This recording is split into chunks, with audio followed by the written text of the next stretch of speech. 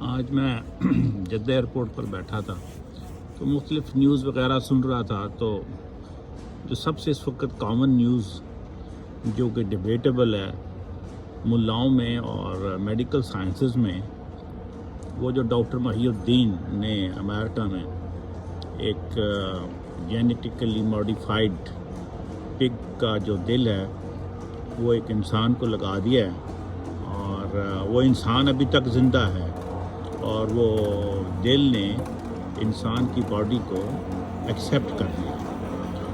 اب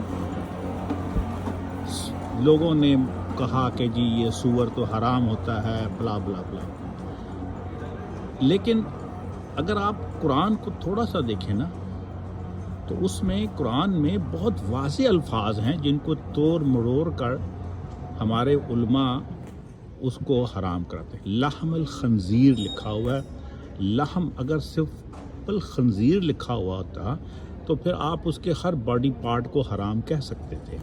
یہاں پر ایک چیز کو لحم الخنزیر کر دیا گیا، تو آپ اس کے مسلز دیکھ لیں، اس میں اسکیلیٹل مسل ہے، کارڈک مسلز ہیں، سموتھ مسلز ہیں، مختلف مسلز ہوتے ہیں۔ تو لحم میں جو مسلز ہیں وہ اسکیلیٹل مسلز ہیں۔ اب جو ہارٹ ہے اس کے کارڈک مسل ہیں، بالکل ان کی فارمیشن، ان کا اسٹرکچر مختلف ہے۔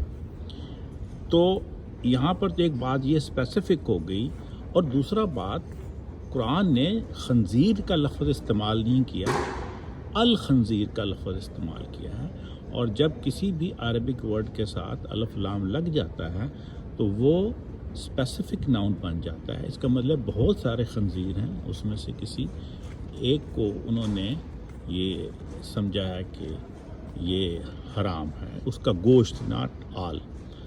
تو اس بات کو جانتے ہوئے میں یہ کہوں گا کہ قرآن میں دو ہی چیزوں کا بڑا اہم ڈسکشن ہے کہ نافرمانی کے طور پر بندر اور خنزیر بنا دیا گیا۔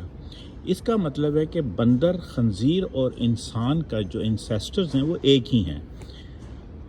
یہ بھی ہائپوتھیسس ہے، ایک تھیوری ہے جس پہ ریسرچ کی جا سکتی ہے۔ تو پہلے تو ہم ڈارونز تھیوری یہ کہتی تھی کہ بندر جو ہیں وہ انسیسٹرز ہیں، اور اس سے پھر ان کی ایوولوشنری پروسیس سے پھر وہ انسان بنے ہیں۔